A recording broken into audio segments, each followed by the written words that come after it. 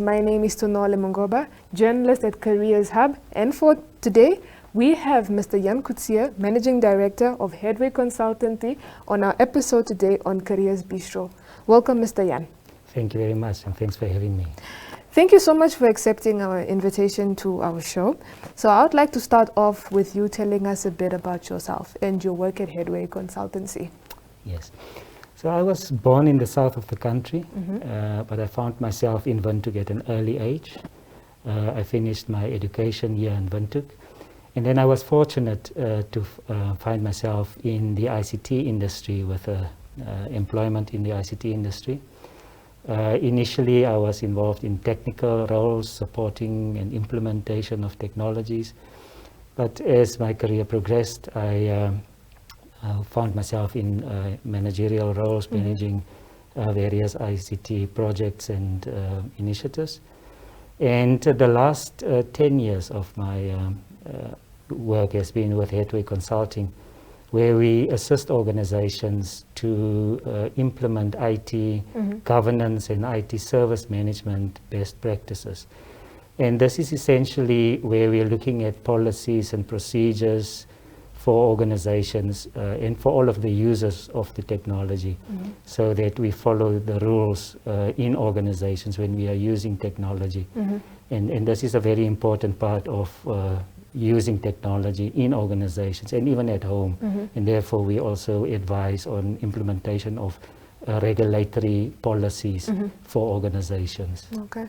You mentioned technology and the usage of it in workplaces and at home as well. So you in your column, which is published in today's Careers Hub, by the way, why do you think we have blurred lines between work, home and play, and how can we re-establish these lines, and what is the importance of drawing this distinction? I think the challenge that we find ourselves in is that we're using the same technologies to perform work, to perform our educational activities, learning. We're also using the same technology to play. And therefore it becomes very critical that we discipline ourselves, that a certain time must be spent for work, certain time can be spent for play, and a certain time must be spent for education and schooling of for ourselves or for our children and those that we care for. And I think with the distractions that can be caused across the lines, it has become very critical for us to look at how do we discipline ourselves to maintain productivity in all of these areas. Yes. Why is it important for you work in the consultancy industry, so why is it important for companies to embrace the digital age? And also, how can these companies use that knowledge and tools to their advantage? Yes. We all hear that everybody is saying that we are now facing the new normal, which is the use of technology in all spheres of life. Yes. And therefore, I think it is imperative for organizations to adopt technology and to implement it as part of our business operations. Yes. So what we do at Headway Consulting is we advise customers that there's typically a 7-step approach that you need to go through. And the first step would be that you need to decide, why are we doing it? Why do we want to adopt technology in our organization? Then we need to do an assessment of where are we now currently? What are we using in terms of technology in our organization? What is the readiness of our people and so forth? And then we need to set a target. Where do we want to be? Yes. Then after you've planned for where we want to reach as an organization in terms of use of technology and applications in our organization, we need to plan. Yes. That plan then needs to be executed. And at the end of it, we need to review, did we get where we wanted to be? And how do we keep the momentum going? How do we ensure that our organization will be able to continuously leverage from the technology that we've implemented? Okay. My next question is a bit more on the challenging side. What do you think are the biggest challenges when it comes to embracing technology? I'm sure that some of your clients are not tech savvy in comparison to other clients.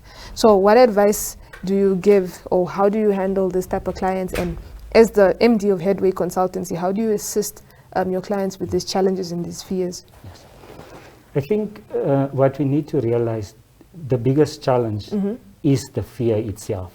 there's a fear that technology will cost too much, or there's a fear of using technology. There could be a fear of we are not ready. So the first thing that we always advise our customers is that you don't have to fear the unknown. Yes. There are well-established protocols, there are well-established ways and means there and best practices that you can adopt. And that's what we typically assist our customers with, to demystify Yes. and to break it down into practical steps that you can follow. And we know that there are various industries, and we've got to follow different approaches depending on the industry that we are in, the maturity of our organization, the type of processes that we follow, and we then develop unique plans and strategies for each different scenario. Okay. And what would you say is the biggest lesson that companies should take and remember for the future beyond COVID-19? As you mentioned, that the new normal is like making use of technology, the Zoom meetings, and not maintaining social distancing. So if we are going to get past this stage, what was the lesson that your clients or potential clients or viewers in general should take from this pandemic? Yes. I think the biggest lesson that they should take from this is that things will never be the same. Yes. We won't go back to the normal that we had a year ago. We've been saying for a long time that we need to embrace what is called digital transformation, Yes. where organizations look at their manual processes and look at ways how can we make the processes digital.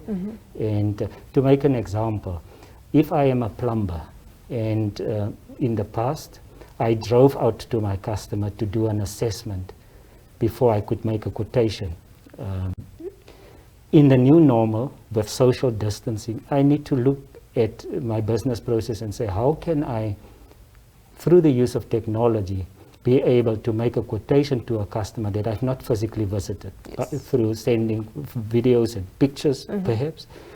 And so we can make many examples of what the new normal would look like. So, and therefore, things will not go back to what it was, and organizations and individuals need to look for opportunities. There are so many technologies around, but we also need to assess each of those technologies for various compliance, cost, the readiness, and so on. And so that is the biggest takeaway for me from this. But it's also exciting. I think it creates a lot of new avenues for us to be more productive, to be more efficient and effective as organizations and as individuals. Okay. Lastly, to wrap this up, I know you're a busy man. What are some of the good pointers to assist individuals to be productive, especially with digital distractions, which can be quite time consuming? So, especially for myself, I'm a journalist, so we always constantly have to make sure that we are updated with what's happening around the world. So what would you give advice, or what advice would you give me rather, in terms of digital distractions? Yes. There's something that we call digital hygiene. One could be having the tendency of opening up a lot of screens on your, and windows on your computer. Yes. So through digital hygiene, just like you would clean your room, so to not fall over things and be distracted by, one also need to maintain a level of digital hygiene when you are working in your digital space. Then also to maintain a schedule, set certain time for reading emails. For as an example, you could say that the first hour of the morning will be spent on emails, and then I will only look at emails again after lunch hour, for instance. And to maintain this discipline, a strong discipline.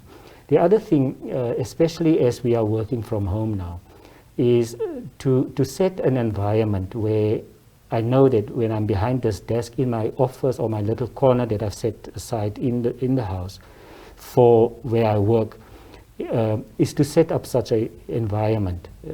When working from home, we can be lured into taking the computer in front of the television, and you have your lunch next to you, and so it's not a conducive environment to be productive.